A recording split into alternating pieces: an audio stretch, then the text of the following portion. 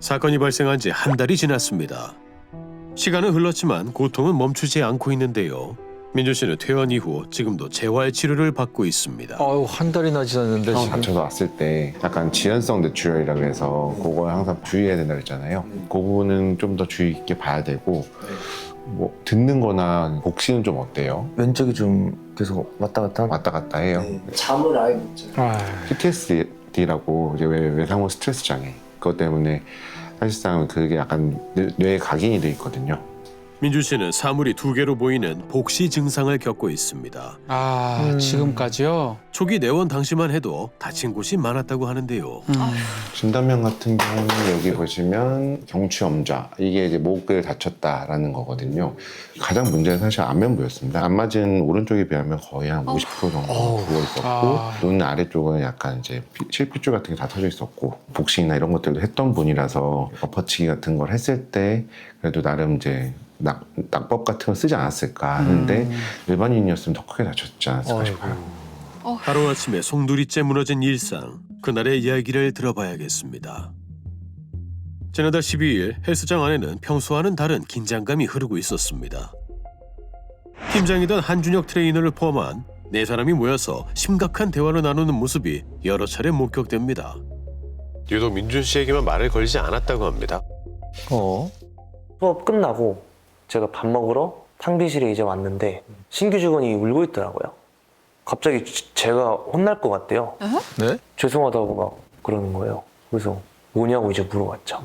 그랬더니 팀장이 핸드폰을 뺏어서 본인은 보여주고 싶지 않은 내용도 전부 다 보고 이유는 신입 직원이 직접 상담에 성사시킨 회원권 매출을 민준 씨에게 귀속시킨 걸 문제 삼은 것이었습니다. 그가 민준 씨에게 도움받아온 신입 직원이 고마운 마음에 민준 씨의 실적으로 올려준 거라고 합니다. 신입 직원의 말을 들은 민준 씨는 곧바로 한 팀장을 찾아가 항의했는데요. 너가 지금 잘못한 거다. 진짜로 모르냐. 계속 그런 말들이 좀 오가다가 그 사람이 갑자기 맞짱을 뜨자 그냥. 싸우자. 근데 종이를 계속 갖고 오래. 아이고, 이게 참. 한동안 언쟁이 이어지던 그때 한 팀장이 갑자기 종이를 가져오라고 지시합니다. 아니 종이를 가져와. 종이 쓰고 하자. 쓰고 합시다. 쓰고 하자. 놓고 합시다. 아니 쓰고 하자고. 가져와. 각서를 쓰라고 했다는 겁니다. 예? 각서를요? 무슨 내용을 쓰라고 했을까요? 그 내용은 맞짱 떠서 신고하기 없기였습니다. 예? 뭐야? 신고하기 없기라고요? 그런데 어머. 펜을 내려놓기도 전에 한 팀장의 폭행이 시작됩니다. 아니 준비도 안 되는데 먼저 때리네요. 그러니까요, 이게 뭐예요? 아니, 너무 심한 거 아닌가요? 야, 무릎으로. 아, 지금 멈추지도 않고 때리고 있거든요 지금.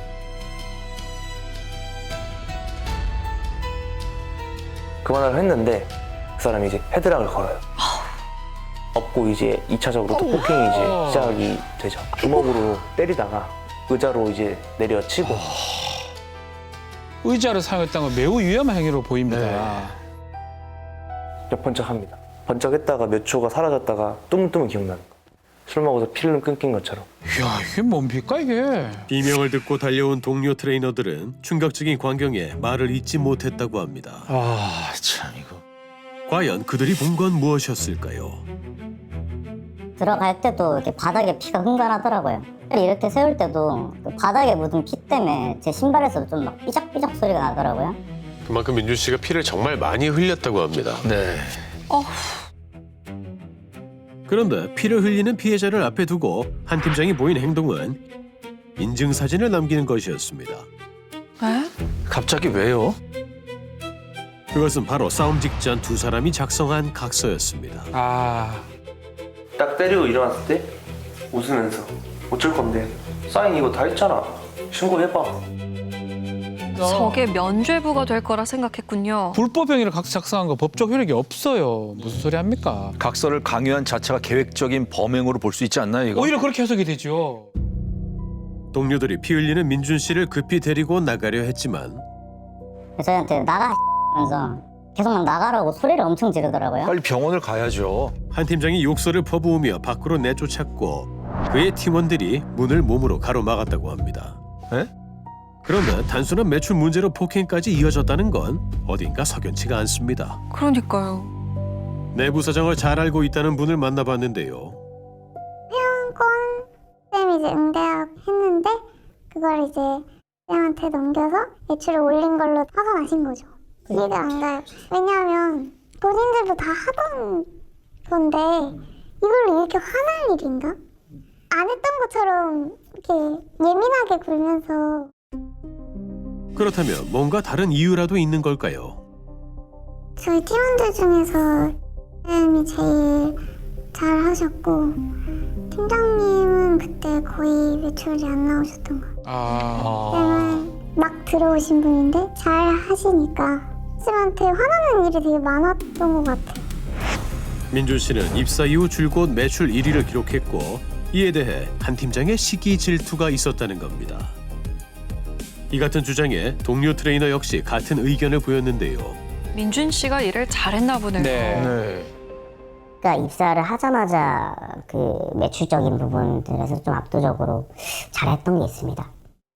매출을 거의 꼴찌를 하하. 하다시피 하니까 원래 자기가 팀장이고 이런 권위가 있는 사람인데 매출은 난 이거밖에 안 되는데 내가 입사해서 매출을 1등을 하고 막 엄청 많이 하니까 자격지심이 평소에 좀 있었습니다. 솔직히 그냥 옛날부터 벼르고 있었던 것 같습니다.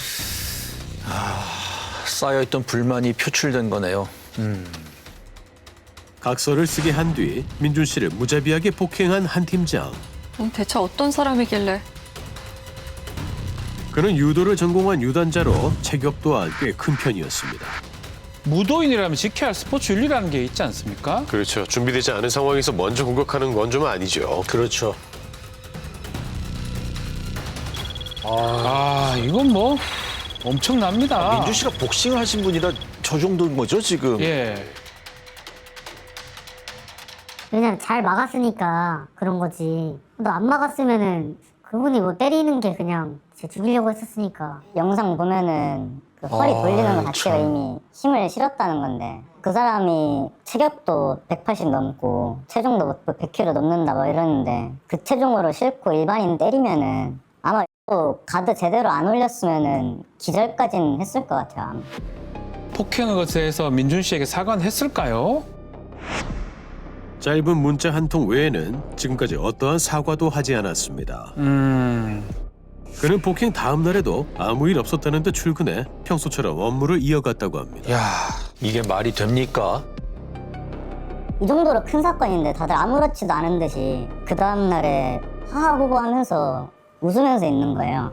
아니 지금 아유, 피해자는 참. 병원에 누워서 힘들어하고 있는데 사과 한마디 없고 아예 그런 내색 하나 없이 지내고 있으니까 보면서 너무 고통스러웠습니다. 폭행 장면이 상당히 충격적입니다. 같은 공간에서 일하던 동료를 저렇게까지 무자비하게 폭행을 했다는 게 보고도 믿겨지지가 않습니다. 게다가 가해자가 유도 사단의 유단자입니다. 자신의 기술을 뭐 사람 보호하는 데 쓴 게 아니에요.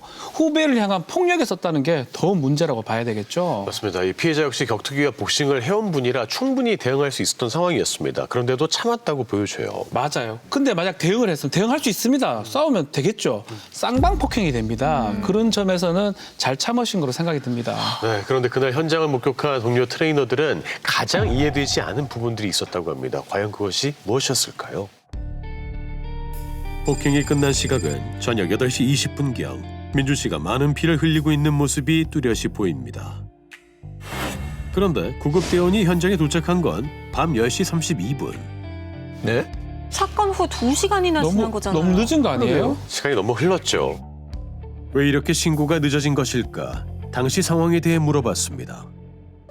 이때 계속 욕설하면서 나가 꺼져 이러면서 아 왜 자꾸 때리냐고 그만 때리라고 얘기를 하는 거죠 이제.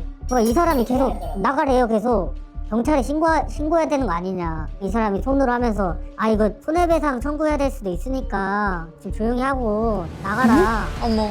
아니 헬스장 내부에서 저런 폭행이 벌어졌는데 관리자는 대체 뭘 한 거죠? 그러게요. 매니저가 와서 탕비실 안으로 들어가더라고요. 근데 들어가기 전에 저보고 복도에 묻은 피를 닦으래요. 증거니까 닦으면 안 될 것 같아서 그냥 좀 가만히 있었더니 닦으라고 아예 그냥 세게 얘기하길래 대걸레 갖고 와서 이렇게 닦았어요. 뒤늦게 나타난 헬스장 매니저는 먼저 바닥에 피를 치우라고 지시한 뒤 이후에야 상황을 파악했다고 합니다. 저희한테는 위로한다고 하는 말이 뭐 자주 이랬다. 네? 매출 관련해서 서로 뭐 치고받고 하고 차장 가서 막 싸우고 그런 경우가 막 종종 있었다. 이게 막 별거 아니다. 그 사람이 원래 그렇게 좀 폭력적인 거 알았냐고 하니까 원래 에서도 늘 그래왔고 자기도 그거에 대해서 모르는 부분은 아니었는데 그 매출적으로 그 사람이 잘해왔기 때문에 자르지 못한 부분이 있었다라고 본인이 인정을 했어요. 처음이 아니라는 거잖아요. 네. 정말 헬스장 측의 대응이 이해가 안 됩니다. 납득이 안 돼요. 폭행이 발생한 지 2시간이 지난 후 밤 10시 20분 그제야 동료 트레이너에 의해 신고가 이루어졌습니다. 아이고. 그런데 민준 씨는 동행인 하나 없이 혼자 병원으로 향했다고 하는데요. 참. 아니 저렇게 다친 사람을 혼자 보냈다고요? 가족 역시 관리자의 이런 대응이 그저 황당하다는 입장입니다. 밖에서 둘이 술 먹다 싸운 게 아니잖아요. 근무 중에 근무 관련된 사항으로 선임한테 맞은 거잖아요. 경찰 신고도 아예 안 돼 있었고 시간도 너무 지연됐고 그리고 어떻게 관리자가 그렇게 하죠? 거기에 이게 피가 이렇게 다 났거든요. 근데 그런 와중에 혼자 보냈고 그러니까 이해가 안 되네요. 눈을 못 뜨는 와중에도 계속 핸드폰으로 연락을 하는 거예요. 아니 너 힘들면 그냥 쉬어라 그랬더니 수업하는 회원들한테 나 아파서 이제 못한다고 연락을 하는데 제가 그래서 그거를 너가 왜 하고 있냐고. 아유, 참. 더 화가 나는 건 병문안은커녕 맞아서 입원해 있는 피해자에게 업무 지시를 내렸다는 사실입니다. 에? 일을 시켰다고요? 최대한 회원님들 환불 안 나오게 막아야 할 것 같습니다라는 말은 이 입원해 있는 와중에서 연락해서 관리하라는 말인 거죠. 이것 때문에 극심한 스트레스를 동생이 했고 이게 계속 연락이 와요. 아니 직원이 얼마나 다쳤는지 와서 확인부터 해야 되는 거 아닙니까? 그게 최소한의 도리죠. 그게 먼저죠. 이 상황을 보다 못한 피해자 측 변호사가 관리자에게 자제해 줄 것을 요청하자 황당한 답변이 돌아왔다고 합니다. 뭐라고? 오히려 이 사건으로 인해서 센터 측에서 손해를 입은 것이 많다. 네? 양 당사자가 싸운 것이므로 오히려 피해자한테 징계를 내려야 할 사안이다라고까지 말을 하였어요. 네? 어떤 상태인지 알고는 계시냐, 피해자의 상태가 위중해서 출근하지 못하는 걸 알고 계시냐라는 취지로 말씀을 드렸는데도 전혀 다시 피해자에 대한 안위를 묻는 말씀은 하지 않으시고 저희가 때린 게 아니잖아요 라고 말씀을 하신 것에 저도 참 당황스럽고요. 동료 트레이너들 사이에서는 헬스장 측에서 폭행 사건을 은폐하려 했다는 주장도 제기됐습니다. 매니저가 저희한테 이 회원들을 환불을 하고 이러니까 피해액이 발생을 하니까 그것까지는 자기가 감당을 하겠는데 오늘 이후로 누군가가 밖에 발설해서 생기는 피해 금액은 모두 그 사람한테 귀책하겠다 이렇게 얘기하더라고요. 근데 그거는 아예 성건을 숨기겠다는 소리잖아요. 이 폭행 사건 직장 내 괴롭힘으로 볼 수 있는데요. 근로기준법은 사업주가 직장 내 괴롭힘을 예방하고 발생 시 적절한 조치를 취할 의무를 부여하고 있습니다. 위반하면 과태료가 부과될 수 있어요. 민준 씨는 정규직 채용 공고를 보고 입사했지만 실제로는 프리랜서로 근무하며 계약서조차 작성하지 못한 상태라고 합니다. 이것 때문에 헬스장 측에서 책임을 회피하려는 건 아닌지 의심스러운 상황. 개인 간의 문제다. 우리도 피해자다. 저들은 근로자가 아니고 그냥 각각의 사업자인 프리랜서다. 만약 이렇게 문제가 생겨도 본인이 면피할 수 있는 재료로 쓸 수 있잖아요. 아하. 그렇다면 민준 씨처럼 프리랜서로 일한 경우에도 법의 보호를 받을 수 있을까요? 노동법에서는 근로계약서가 존재하는지 안 하는지, 그다음에 근로계약서를 또 어떤 형태로 체결했는지는 전혀 중요하지 않습니다. 실질적으로 사업장에서 어떻게 근로를 제공했는지가 중요한 것이고, 프리랜서라고 하지만 이분들 자체가 계속해서 출퇴근에 대한 보고를 하고, 그다음에 평소에 업무하는 부분들에 대해서도 계속해서 센터의 관리 감독을 받고, 그다음에 일일이 또 업무 지시를 받고 기본급을 정하고 있고, 이런 부분들은 일반 근로자들과 동일한 거고, 법원이나 판례도 이런 부분에서는 근로자성을 인정할 수 있는 중요한 증표라고 보고 있습니다. 출퇴근 보고와 업무 지시 등으로 볼 때 충분히 근로자성이 인정될 수 있다는 건데요. 계약서 작성하지 않고 일 시킨 것 자체가 근로기준법 제17조 위반에 해당됩니다. 제작진은 민준 씨가 근무했던 헬스장을 찾아가 봤습니다. 폭행이 일어난 헬스장이죠? 네, 그 헬스장이요. 예. 프랜차이즈 지부장과 헬스장 매니저가 인터뷰에 응했는데요. 뭐라고 할까요? 저는 그때 이 부분을 조금 이제 분리를 조금 해놔야 된다 생각을 해서 그 직원을 데리고 올라가서 사건 정식 회담 들어갔습니다. 먼저 이제 좀 싸움을 하자라고 이렇게 저한테 그렇게 이야기를 하고 전부 병원에 나는 보내야 될 것 같다 하고 내려와서 앉아있는 병원을 가자고 이제 3번 정도 얘기를 했어요. 이 사건 현장을 조금 보존하고 싶다. CCTV 영상을 저기 링크 앞에 있거든요.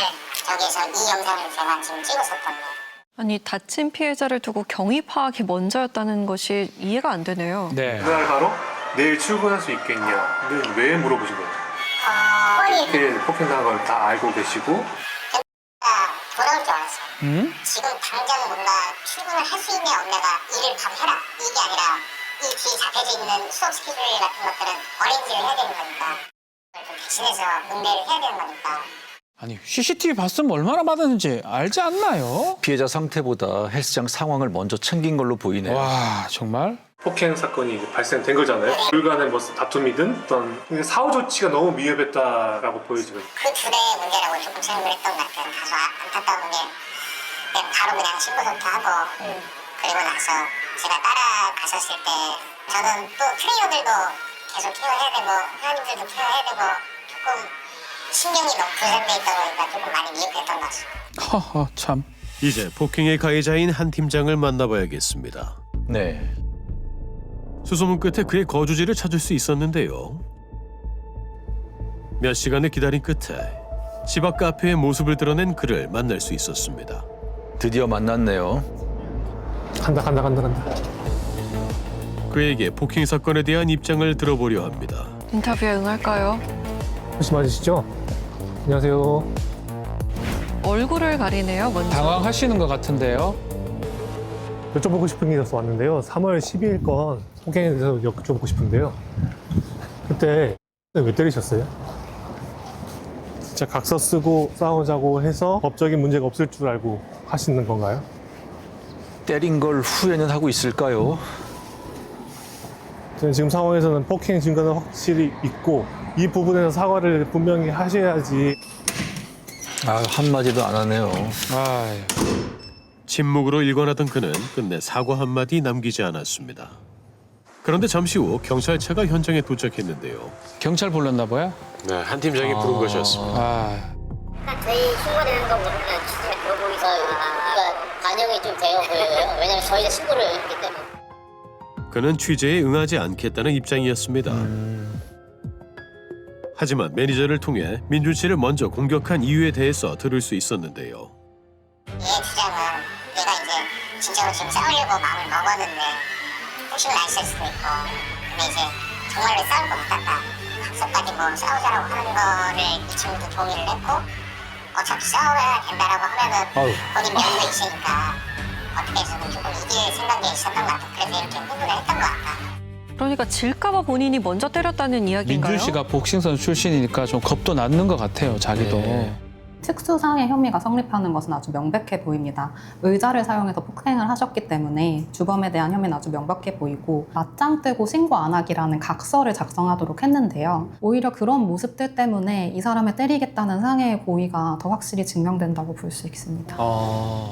제가 솔직히 폭행 건보다 더 계속 분노를 느낀 포인트 같아요. 센터 측에서 그 대응과 가해자의 반성하는 태도. 아, 제가 그래서 죽었어야 되거나 아이고 참. 적당히 맞고 이렇게 끝나는 게 아니라 거의 내가 뭐 어디가 장애인이 되거나 죽었어야지 제대로 된 대응을 했을까? 아 정말 예상치 못한 폭력이 한 사람의 평범했던 일상을 순식간에 무너뜨렸습니다. 겉으로 보이는 상처는 조금씩 아물고 있지만 마음에 남은 멍은 쉽게 지워지지 않을 것입니다. 가해자의 경우에는 각서가 있으면 면죄부가 생길 거라 믿었겠지만 오히려 그 각서가 본인의 상해 고의성을 입증하는 결정적인 증거가 된 상황이잖아요. 특히 의자를 흉기로 썼다는 정황이 있어서 현재는 단순 폭행이 아닌 특수상해로 고소된 상태라고 합니다. 네, 수사기관의 엄중한 판단은 물론이고 가해자와 방관했던 이들은 지금이라도 피해자에게 진심 어린 사과를 해야 하지 않을까요? 침묵과 회피는 결코 해결책이 될 수 없습니다.